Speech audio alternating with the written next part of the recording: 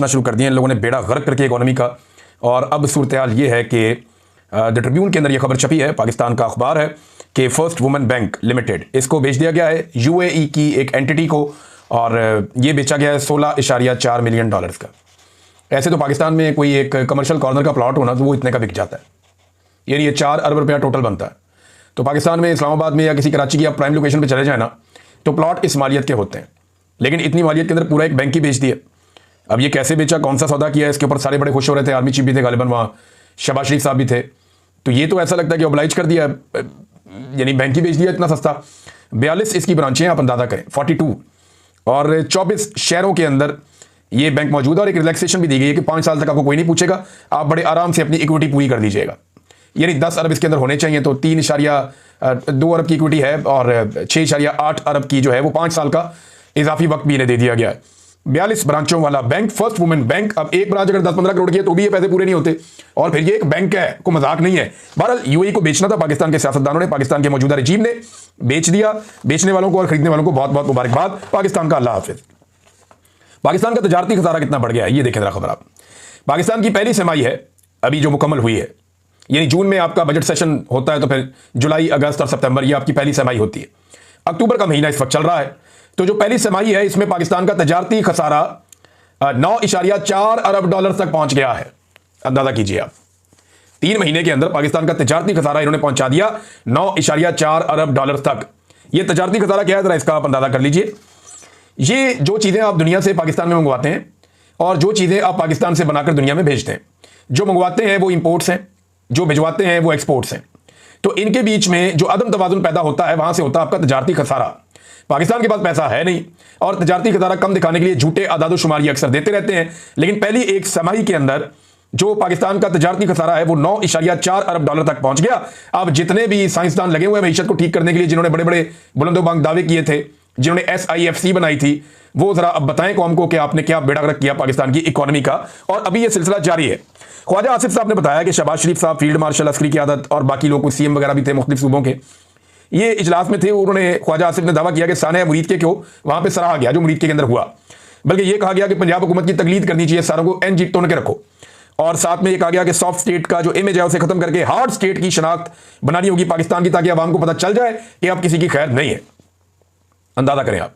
और मैं आपको एक बात क्लियर कर देता हूं जो बाहर दिखाई दे रहा है, वो ये है कि पाकिस्तानियों को तहरीक लब्बैक के खिलाफ खौफनाक ऑपरेशन करके एक पैगाम दे दिया गया, और ये बता दिया गया है कि अगर किसी ने मुखालफत की या मुजामत की इसराइल और पाकिस्तान के रिलेशंस पे या पाकिस्तान की बदलती हुई पॉलिसी पर, तो उसके खिलाफ वो किया जाएगा जो यहां पे मुरीद के में किया गया। ये एक एग्जांपल सेट की गई है रियासत की जानिब से। एक और चीज मैं देख रहा था, तहरीक लब्बैक सारी की सारी गायब हो गई। ये पाकिस्तान तहरीक इंसाफ को ताने देते रहे 3.5 साल तक। मैं को ताना नहीं दे रहा, लेकिन मैं ये बता रहा हूं कि देखें अल्लाह रब्बुल इज्जत का निजाम, कि तहरीक इंसाफ को शाबाश यहां मिलनी चाहिए कि 3.5 साल से ज्यादा हो गए, उन्होंने बहुत मार खाई, बहुत मार खाई, 3.25 साल होने वाले, तबाही फेर दी उनकी उन्होंने। लेकिन आज भी तहरीक इंसाफ रेजिस्ट कर रही है, मुकाबला कर रही है, मुजामत कर रही है। जबकि तहरीक लब्बैक को 1 हफ्ता हुआ भी सिर्फ इस लड़ाई में उतरे हुए।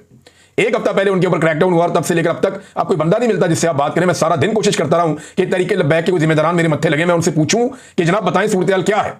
और कोई तो कुछ बताए ना, कोई नजर नहीं आता, ना सोशल मीडिया पे ना मीडिया पे। जिनके नंबर थे वो भी सारे गायब हैं, जिन लोगों से रब्ता करो वो कहते हैं जी कोई राब्ते में नहीं, साफियों से करो नहीं, सभी गायब हैं, सारे के सारे अंडरग्राउंड हो गए।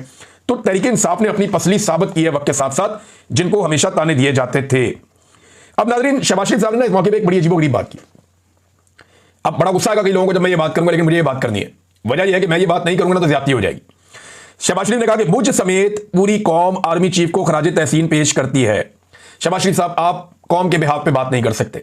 वजह यह है कि कौम ने आपको मुस्तरद किया है। आप आसिम मुनीर साहब के बिहाफ पे बात कर सकते हैं, क्योंकि उन्होंने आपको मुंतखब किया है।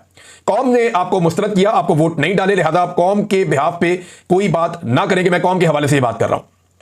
कौम किस बात पे खराज तहसीन पेश कर रही है, जरा चंद चीजें मैं आपके सामने रख देता हूं। क्या कौम 9 मई पर खराज तहसीन पेश कर रही है या 26 नवंबर पर? सानिया मुरीद के पे खराज तहसीन पेश कर रही है या 8 फरवरी 2024 के इलेक्शन चोरी करने पर? जबरी गुमशुदगियों पर खराज तहसीन पेश कर रही है या मईशत की मुकम्मल तबाही पर? जुल्म, जबर और फस्तायत पर खराज तहसीन पेश कर रही है या दहशतगर्दी में बेपनाह और खौफनाक इजाफे पर? गुर्बत और महंगाई में बेपनाह इजाफे पर या इद्दत जैसे घटिया केसों के ऊपर कौम खराज तहसीन पेश कर रही है? या फिर इसराइल के बारे में जो हमने पॉलिसी बदली है उस पर खराज तहसीन पेश कर रही है? पाकिस्तानियों के मुल्क छोड़कर जाने पर 30 लाख आदमी पाकिस्तान छोड़कर चला गया, या फिर सरमाया पाकिस्तान से लगातार बैरून मुल्क जाने पर खराज तहसीन पेश कर रही है? गंदम के स्कैंडल पर या चीनी के स्कैंडल पर? या बढ़ते हुए ड्रोन हमलों पर और रोज गिरती हुई लाशों पर किस चीज पर पाकिस्तान की कौम खराज तहसीन पेश कर रही है? शाबाश साहब, पाकिस्तान के कई इलाकों को नो गो एरिया बना दिया गया है। 30 लाख पाकिस्तानियों ने मुल्क छोड़ दिया है। खित्ते में सबसे कम हमारी इनकम होती चली जा रही है।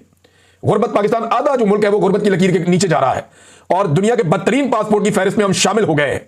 पाकिस्तान का एक मकबूल तरीन लीडर जो साबिक वज़ीर आज़म है उसको जेल में डालने पर कौम खराज तहसीन पेश कर रही है, या फिर अफगानिस्तान जैसे हमसाये से भी ताल्लुकात बिगाड़ने पर खराज तहसीन पेश कर रही है। अभी मैं खबर देख रहा था, जर्नलिस्ट ने क्लेम किया कि अफगानिस्तान ने भी पाकिस्तान के साथ खेलने से इनकार कर दिया। बता करें, पहले इंडिया नहीं खेलता था, अफगानिस्तान भी नहीं खेलता। यह पाकिस्तान की डिप्लोमेसी चल रही है, ये पाकिस्तान के हालात हैं। भाई आप क्रिकेट के लिए पहले इंडिया की मिन्नतें करते थे, अब आप अफगानिस्तान की जाके मिन्नतें करें कि आओ जनाब हमने आपके साथ क्रिकेट खेलनी। और ये वो अफगानी है जिन्होंने पाकिस्तान के अंदर क्रिकेट खेल खेलकर सीखी है। ये पेशावर में खेलते रहे हमारे लड़कों के साथ, यही पाकिस्तान में इन्होंने क्रिकेट सीखी, यही ट्रेनिंग की, यही पल के बड़े हुए और अब क्रिकेट टीम बन गई। अब हम उस टीम के साथ भी नहीं खेल सकते। वजह क्या है? हमने अफगानिस्तान के साथ भी अपने ताल्लुकात बिगाड़ दिए। अशरफ गनी था और हामिद करजई था, उसके साथ भी ताल्लुकात खराब थे। तब आप तालिबान के साथ थे, अब तालिबान आ गए, अब आप उनके साथ हैं और तालिबान से आपके ताल्लुकात खराब है। आपने कसम खाई हुई है कि आपने हमेशा अफगानिस्तान में वो पॉलिसी रखनी है जो पाकिस्तान को लगातार नुकसान पहुंचाए और आपने हमेशा अफगानिस्तान को अपना एक दुश्मन बना के रखना है। लगता तो ऐसी है, शायद इसी में हमारी एस्टेब्लिशमेंट की दिहाड़ियां लगती हैं या इसी में हमारी एस्टेब्लिशमेंट की बका है कि यहां पे बदअमनी रहे और जितनी बदअमनी रहेगी उतना ही शायद ये पैसा बनाते रहेंगे। शहबाज शरीफ साहब की तारीफें नाज़रीन अब आलमी सतह पे हो रही है। जो इन्होंने डोनाल्ड ट्रंप ने इनको बुलाया ना कि वो वाली बात बता जो तू बंद कमरे में कह रहा था, इधर आना जरा, तो ये बड़े खुश होकर वहां पे गया। उसने कहा वो बता जो बंद कमरे में कह रहा था, मुझे बड़ा मजा आया, फिर बोल। तो फिर शहबाज शरीफ साहब ने जो वहां बोला 28 सेकंड में उन्होंने पूरा डब्बा ही पॉलिश का खत्म कर दिया।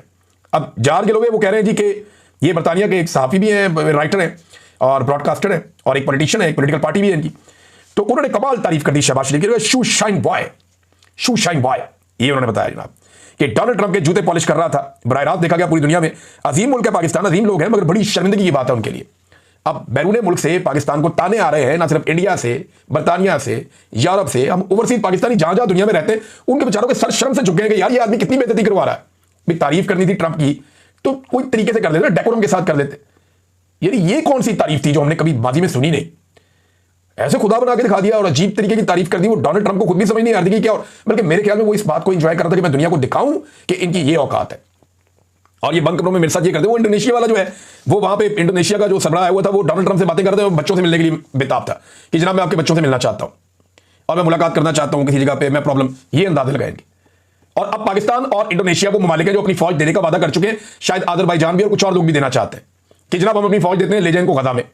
डोनाल्ड ट्रंप ने उसके ऊपर क्या कहा ये मैं आपको बताता हूं, लेकिन पहले जो ड्रॉप साइट ने खबर दी है, अब उसके ऊपर या तो पाकिस्तान की गवर्नमेंट जाके केस करे अमेरिका में, लेकिन उन्होंने खबर बड़ी खौफनाक दी। उन्होंने कहा जी सरकारी और इंटेलिजेंस राय से सानिया मुरीद के से मुतालिक उन्होंने हौलनाक तफसीलात बताई।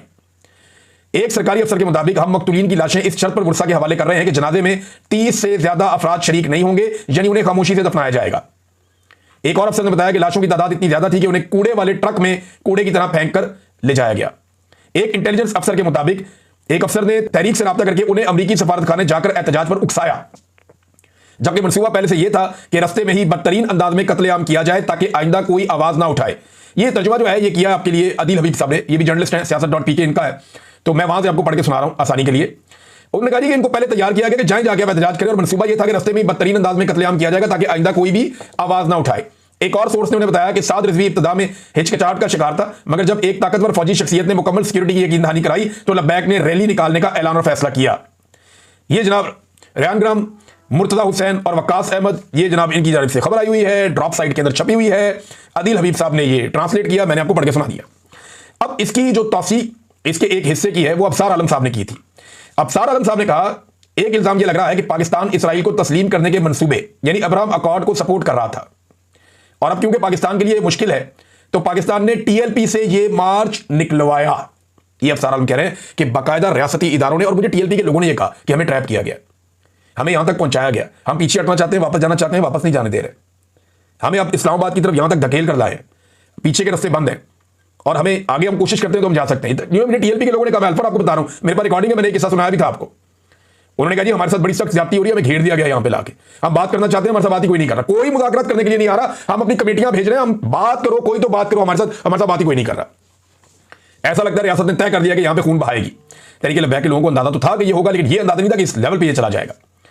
तो ये फिर अफसार आलम साहब कह रहे हैं तो पाकिस्तान ने टीएलपी से मार्च निकलवाया और इनको चाबी दी है कि बाहर निकलकर हंगामा करें। कुछ लोग मरते हैं तो मर जाएं, वैसे भी तो लोग मरते रहते हैं। हम अमेरिका को कहेंगे कि हमारे लिए इसराइल को तस्लीम करना मुश्किल है, हम ट्रंप से ताल्लुकात भी खराब नहीं करना चाहते, इसलिए टीएलपी का मार्च अमेरिका को बेचेंगे। यह जनाब अफसार आलम साहब ने फरमाया। यह है